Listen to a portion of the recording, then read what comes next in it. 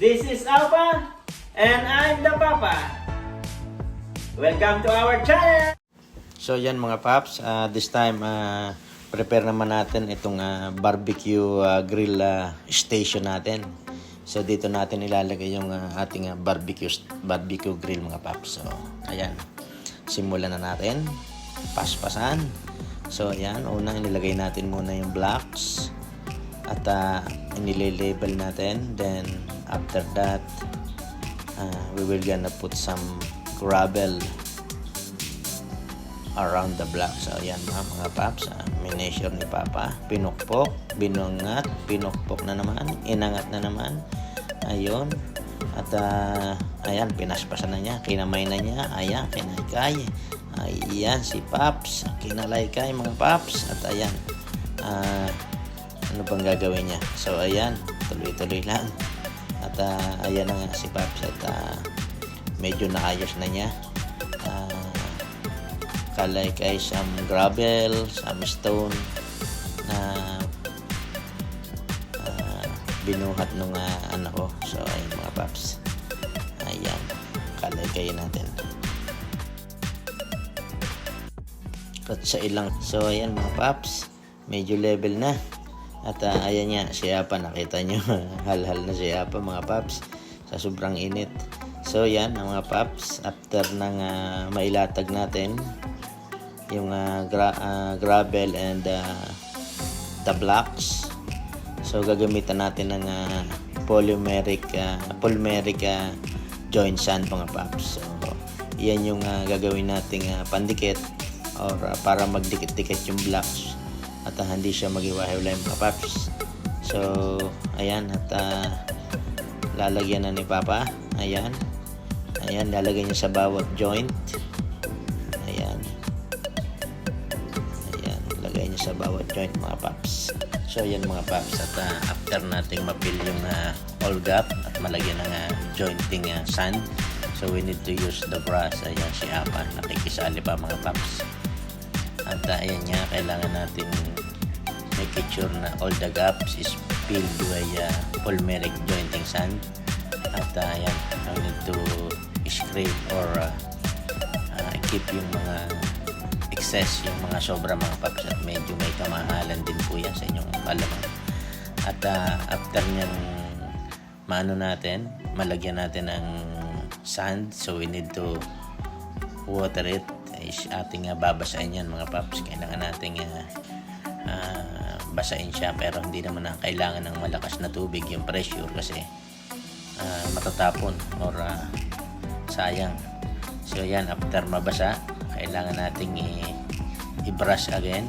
So para sa inyong kalaman, I'm not a professional, so this is a DIY only. At itong ginagamit na polymeric jointing sand mga Paps, yan yung ginagamit sa mga let's say patio or walkway, like in every sidewalk with the blocks. Yan mga Paps yung pandikit na ginagamit nila, ang polymeric jointing sand. So ayan, kailangan nating brush ng maayos. Then after that mga Paps, wait tayo ng ilang minuto at makita natin kung anong kalalabasan. Pero yan mga Paps, hindi natin kailangan patagalin. Kailangan natin linisin agad, kasi yung mga sand na yan na nabasa is magdidikit siya sa block, so magiging madumi yung ating trabaho mga Paps.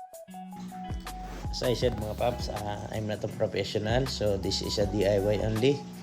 At kailangan nating matutunan ang mga bagay-bagay mga Paps. So abangan na lang natin yung final result. At dito naman tayo sa kabila mga Paps.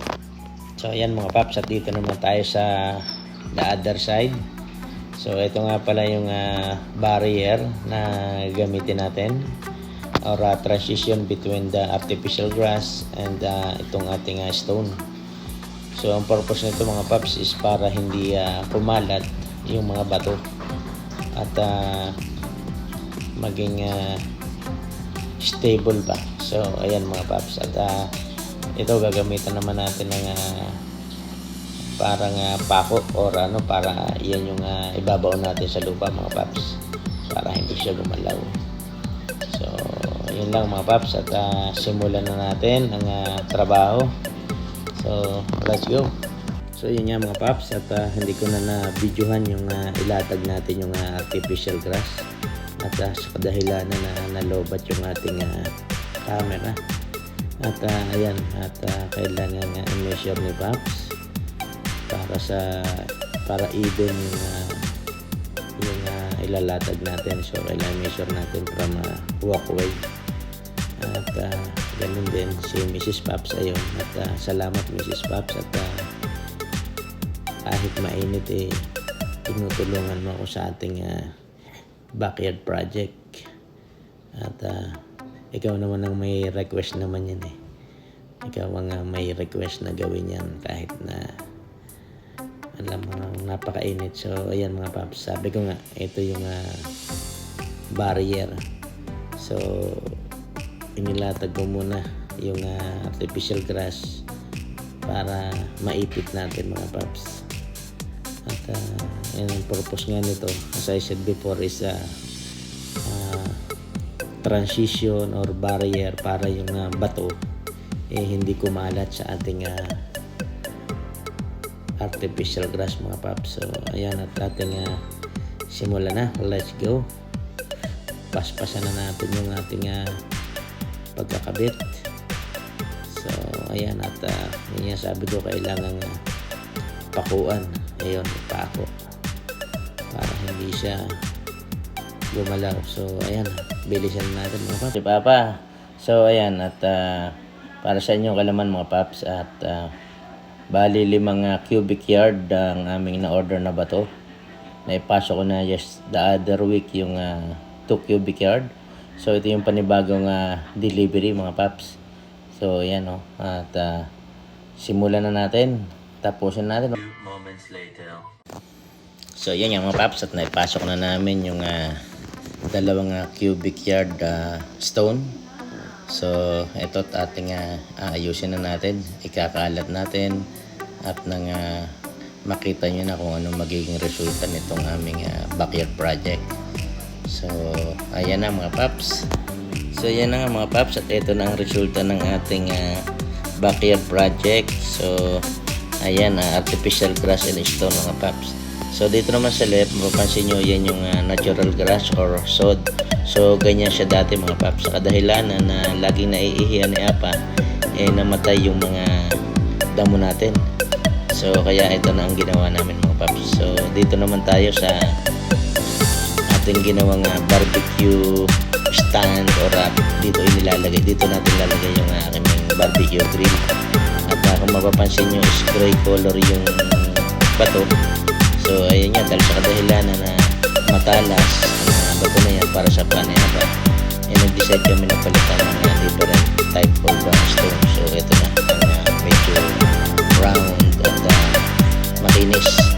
So yan lang mga paps, at ito na, sana nagustuhan nyo ang aming backyard project. Thank you very much for watching.